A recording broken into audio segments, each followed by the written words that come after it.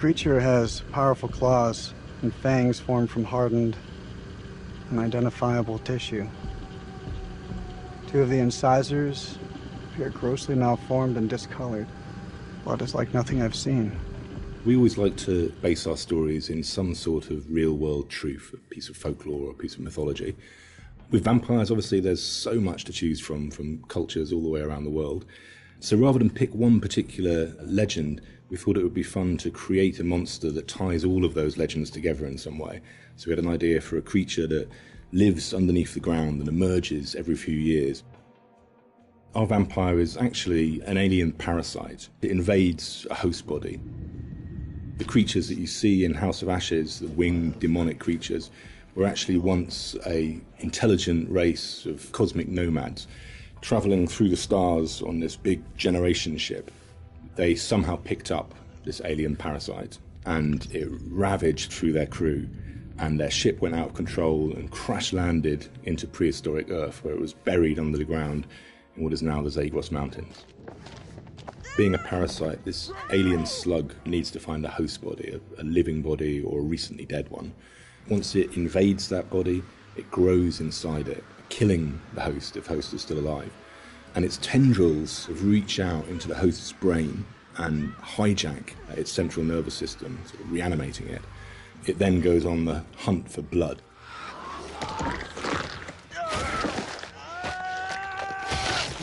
It feeds on the adrenaline in blood. So in order to get the adrenaline pumping, it needs to terrify its prey. So it shrieks at them and drags the kill out until the blood is really, really pumping, and then it strikes. You keep lookout. Fuck! Look out for what? We wanted to show the viewer different forms of the creature and make them think that initially it's a demon, then they think that it's a vampire, and then finally the revelation that it's an alien. So just to explain where the parasites have come to infect some of our game characters, this shows a game character who's going through different stages, is infected, starts to affect the character, and there's a final look from that where the fangs are coming through the skull. So that's one of the developments of how our classic vampire is actually a host. Another example of that is an Akkadian warrior who's been taken over by the parasite, and again the fangs have come through, the vines are poking through the head. This human is now being taken over, his skin is dying, the parasite is trying to grow within. But we progress that into looking at the design on the alien demon, I call it. This had to have very unique elements that came through from the head design.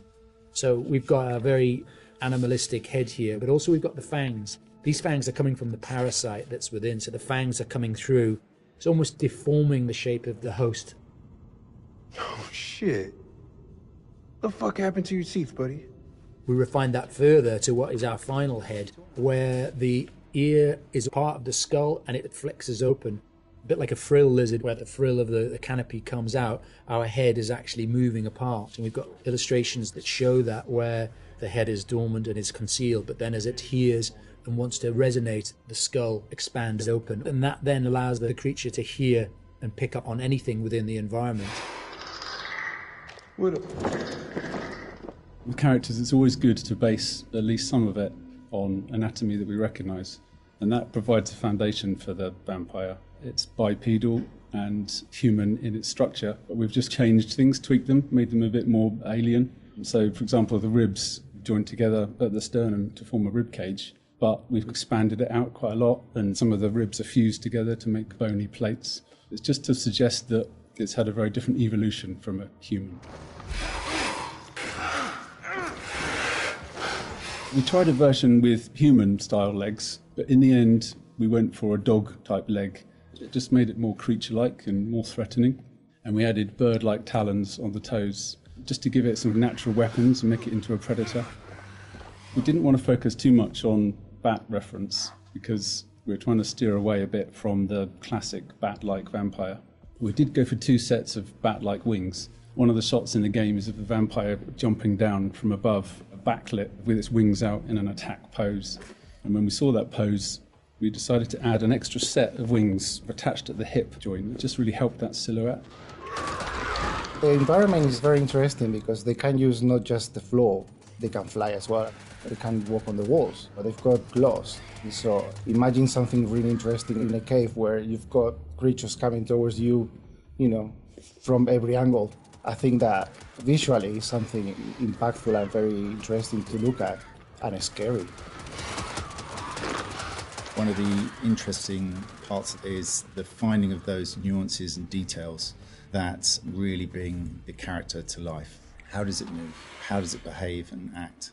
We had motion capture, and then we had the more traditional computer animation keyframing. On the motion capture side, there were a variety of different setups that we tested. We had arm extensions, and then we had various different leg stilts that our creature actor used. But what was apparent when filming this was that it really limited his movement. So in the end, we decided not to use any of that, and he just performed himself. Basically, this gave him the freedom to really express that physicality in acting and gesture. They react to sound like bats. They hear you. They hunt you. The vampires have these head plates, these bony kind of gristly structures on their heads that click and vibrate, kind of like a bat's echolocation. They're used to survey environments and to locate prey. We went through a lot of different iterations, and we tried a lot of different things. Like, I think I sampled keyboards and mouse clicks, and then used a scooter fender and a wet trainer, and it made this organic, clicky, squeaky sound. And then I had a friend of mine, like in the States, take a taser to a bunch of meat and a bunch of organic material, and it came out a lot more aggressive. It just sounded meaner. I got something for you! And then the biggest thing that we had was this little tiny drum and a rod with fishing line in between it. So when you twisted a rod, it made this clicking and popping sound. So that ended up being one of the main tonal layers for it. But none of them quite fit right. But once we put them all together and layered them all together on top of each other, then it started to actually work as a holistic, organic thing.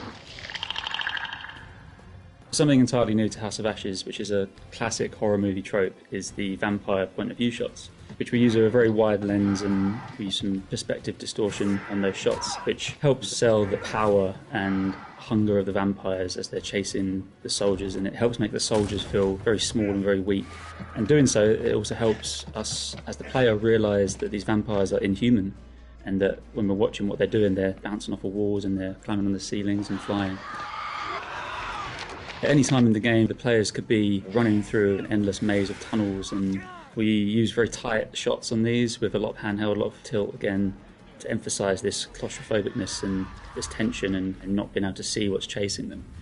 And it's in complete contrast then to later on in the game, where we see these grand environments that they uncover, which could be a temple, a city, or things like that, that we have these wide shots that really sit still and just let the player soak in that environment.